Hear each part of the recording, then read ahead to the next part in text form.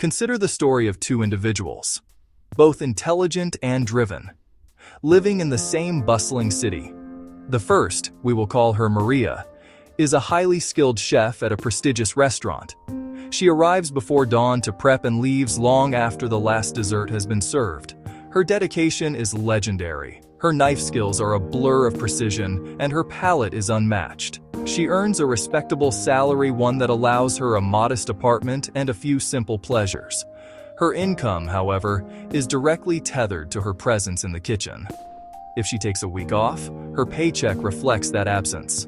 Her path to earning more is to work more hours, or find a higher-paying restaurant, a linear, incremental journey. In another part of the city lives David. David is a programmer who spends 6 intense months building a simple budgeting application for freelance artists. The work is difficult and all-consuming, involving long nights and countless frustrating bugs. For those 6 months, he earns nothing. He lives off his savings, pouring his effort into creating a piece of software. Once the app is finished, he places it on an online marketplace for a small, one-time fee. In the first month, 1,000 people buy it. The next month, 2,000 more. David's work is done, yet his creation continues to generate income for him while he sleeps travels. His initial effort has been disconnected from the continuous reward. This comparison is not a judgment on the virtue of their respective work. Maria's craft brings immediate joy and sustenance to hundreds of people each week. The world is richer for her culinary artistry, yet the structure of her work limits her financial accumulation. David's story highlights a different principle entirely. His success is not necessarily a product of harder or more valuable work in an absolute sense, but of a different relationship with his labor. He did not simply trade his time for money. He converted his time into an asset, an entity that could work on his behalf indefinitely. His path was not linear, but exponential. The disparity between Maria and David is the central puzzle for anyone who believes that hard work is the sole ingredient for wealth. Both worked hard. Both applied their skills diligently, while the other stepped off the treadmill and built a machine that runs by itself. To understand why their outcomes diverge so dramatically, we must look past the individuals and their work ethic.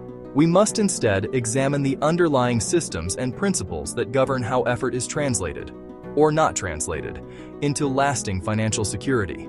These are the invisible rules that quietly shape our economic lives. Conversely, some systems offer incentives not for time, but for results. Risk ownership. Diagram. Time. Small pile of money. Results and ownership.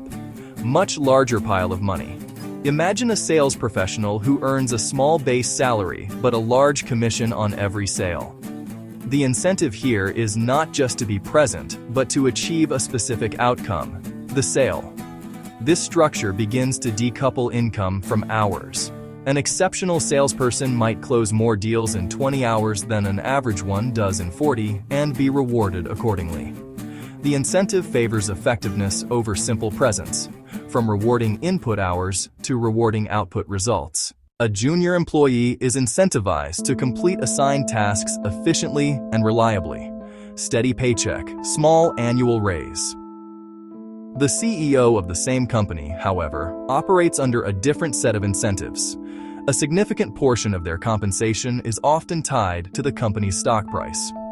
Their incentive is to increase the overall value of the enterprise.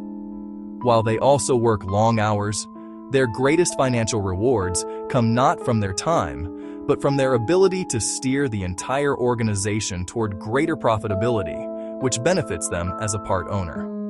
Understanding these underlying incentives is like learning the secret language of an economy. A teacher who provides immense societal value has a capped income. A venture capitalist who successfully funds 1 out of 10 risky startups can accumulate a fortune. The system is not rewarding virtue or even effort in a pure sense. It is rewarding the specific behavior that the incentive structure was designed to encourage. For the teacher, the incentive is service for a salary. For the venture capitalist, the incentive is the successful deployment of capital for a share of the ownership. To change your outcome, you must often change the game you are playing. Leverage is the force multiplier for your effort. It is the principle of getting a disproportionately large output from a single input. Working harder without leverage is like trying to move a massive boulder with your bare hands.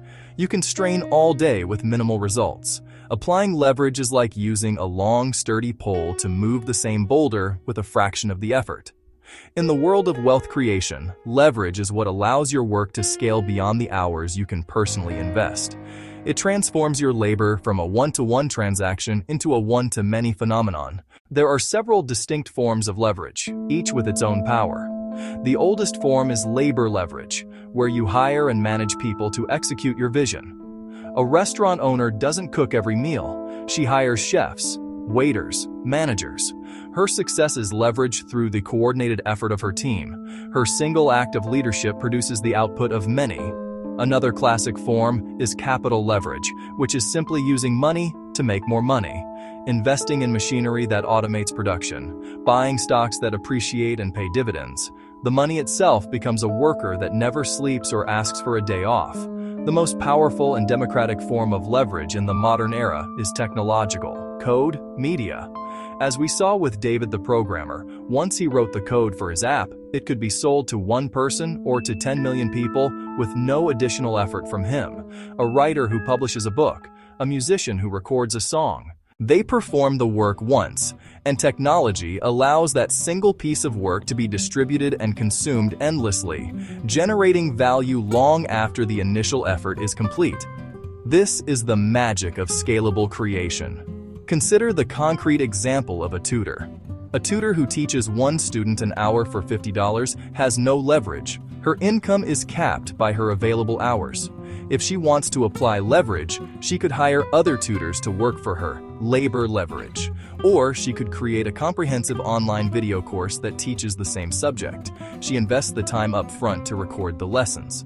Now, that one course can be sold to thousands of students all over the world at any time of day. Her initial effort has been amplified 1,000-fold. She has moved from selling her time to selling a product. This is the essence of leverage, not working more, but making your work work more.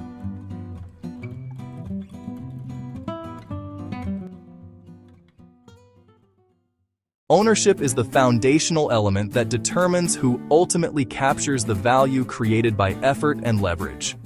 To work for a company is to contribute to its success, but to own a piece of that company is to have a claim on its future profits and growth. If you only earn a wage, you are renting out your time. Your income is an expense on the company's ledger. If you own equity, stock. If you own equity, shares.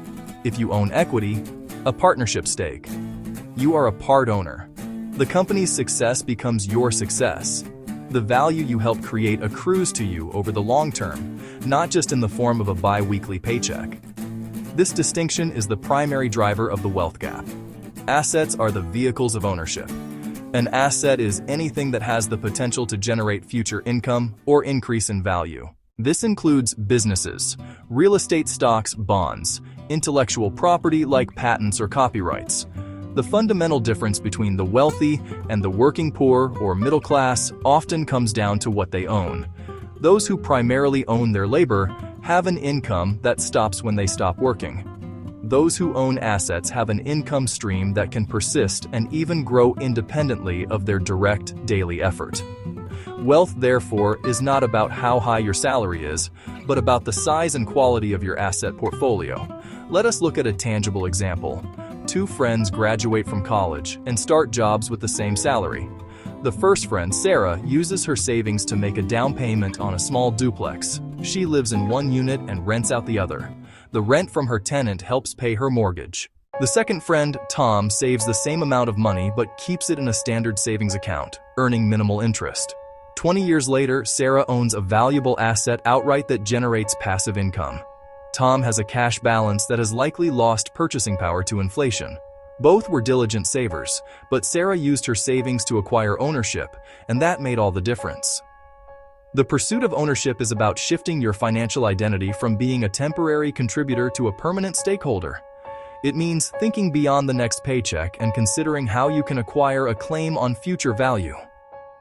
Buying a few shares of an index fund, starting a tiny side business, creating a digital product. The key is the mental shift. Instead of asking, how can I earn more money?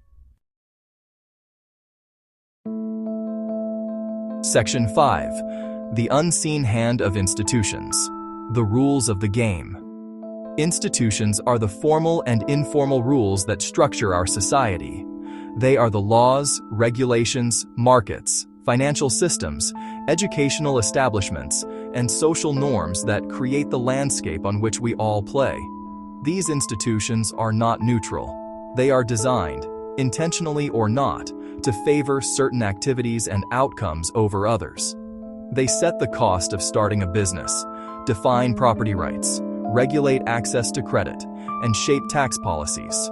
In doing so, they determine how easily an individual can access leverage and acquire ownership. They are the ultimate arbiters of how effort is converted into wealth. A well-designed operating system runs smoothly, allowing users to easily launch applications, save files, and connect to networks. A poorly designed or biased operating system might make these tasks difficult, slow, or available only to a select few. For example, a country with a clear and efficient process for registering a business, strong courts to enforce contracts, and stable banking laws encourages entrepreneurship. People are more willing to take risks and invest for the long term because the institutional framework is reliable. A concrete example of institutional influence is access to capital. In some financial systems, obtaining a loan to start a small business requires significant collateral, a long credit history, and personal connections. In another system, micro-lending programs and government-backed small business loans might be widely available, based more on the quality of the business plan than on the founder's personal wealth. The institution of the credit market itself dramatically alters who gets the opportunity to build a business. These rules extend to every corner of economic life. Tax laws that favor capital gains over wage income provide a powerful incentive to own assets rather than earn a salary. Zoning regulations can make it nearly impossible to build affordable housing, driving up real estate prices and benefiting existing property owners. Even educational institutions play a role, as access to quality education often dictates future earning potential and financial literacy. The path to wealth is not just about individual choices, or walls and moats that are built into the system itself. Section 6. The four forces combined. How they shape financial destinies. The four forces do not operate in isolation. Incentives leverage ownership institutions. They form an interconnected system, a complex engine translating effort into outcomes. Institutions, incentives, leverage, ownership, wealth. The true path to wealth is understanding how they work together. An individual's financial trajectory depends on navigating this system, aligning with favorable incentives, applying leverage, securing ownership. Neglect any one component and progress stalls. Imagine the system as a series of gates. Institutions are the master gatekeepers. For example, laws can make it easy to form a corporation. This opens a gate. Incentives then signal which gates are most profitable. For instance, the tax code might incentivize investment in technology. To pass through, you need leverage, capital, team, technology. Once through, ownership is the prize, equity in the company. Let's revisit Maria, the chef, through this four-part lens. Maria operates within an institutional framework of employment law. The incentive for her is a stable wage for her time. Her ownership is limited to her tools and her savings account. Now David, the programmer. The internet and app stores allowed him to reach a global market with low barriers to entry. The incentive was the potential for unlimited sales. He used technological leverage, code, to scale his one-time effort, and he retained full ownership of his intellectual property, capturing the profit. This explains why simply working harder is often insufficient advice. A person can grind endlessly within a system that offers poor incentives, no access to leverage, no path to ownership. Their effort dissipates like heat, producing a living but not lasting value. Conversely, someone who understands the system applies focused effort, amplified by leverage, captured by ownership, all within a favorable institutional setting. Their effort compounds, building on itself over time. The goal is not to be the strongest rower, but to be the one who owns the boat with the biggest sail. Section 7. Debunking the myth of pure merit. Acknowledging the system. A persistent and comforting belief in many cultures is that financial success is a direct reflection of merit, a simple equation where talent plus hard work equals wealth. This narrative is appealing because it suggests a world that is fundamentally fair and controllable. While individual effort and skill are crucial, this simplistic view is a myth. It conveniently ignores the powerful, often invisible influences. Starting points, luck incentives, leverage ownership institutions. The myth of pure merit creates a dangerous blind spot. It encourages us to attribute poverty solely to personal failings. It also frames wealth as only personal virtue. This prevents a more accurate and productive analysis. It overlooks the person who works 2 low-wage jobs to support a family. It ignores that they have no time or capital to seek leverage or ownership. It downplays someone born into a family with wealth and connections. That person often has easy access to institutions and capital, making wealth building more straightforward. Starting points matter immensely. Consider the role of luck. Being in the right place at the right time. Meeting a key person. Stumbling upon an idea that happens to align with a new technological shift. These can be more decisive than years of grinding. Many successful entrepreneurs admit serendipity played a role. The meritocracy myth minimizes that, preferring a story of solitary heroism. Acknowledging luck doesn't diminish hard work. It gives a more honest picture of success. It humanizes the wealthy and destigmatizes those without financial security. See life not as a fair foot race, but as a complex game with different rules and different starting positions for each player. Blaming individuals in a game with tilted rules is unfair and unproductive. Shift focus from judging the players to examining the rules of the game itself. Why are the incentives structured this way? Who has access to leverage? What are the barriers to ownership? How can our institutions be made more equitable? By asking these questions, we move from blame to a constructive conversation about creating broader opportunities for everyone. Section 8. From grinding to owning. A practical path. Forward. The realization that hard work alone is not enough should not lead to despair, but to a change in strategy. It is an invitation to work smarter, not just harder. Effort remains the essential fuel, but it must be channeled into activities that engage with incentives, leverage ownership. The journey from grinder to owner is a gradual one, built on a foundation of new knowledge and deliberate choices. Viewing your financial life not as a series of paychecks, but as the slow and steady construction of a portfolio of assets. This is a quiet, thoughtful process, not a race. The first practical step is to seek and build leverage, however small. This means investing in skills that can scale. Instead of just performing a service, can you teach it? Writing an ebook, creating an online course. Building a simple piece of software are all ways to transform a skill into a scalable asset. It also means building social leverage by cultivating a network.